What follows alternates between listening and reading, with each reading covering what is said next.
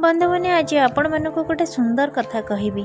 जीवन में कहीं क्या जदि भरोसा भांगुचंती तेबे ताको आमे धन्यवाद देवा उचित। कहीं से आमको शिखई थाए भरोसा भाभी चिंती करने दरकार। दूरी जीवा प्रेमर समाप्ति नुहे, पाखरे थाई भी न बुझी पारिबा हेउची प्रेमर अंत।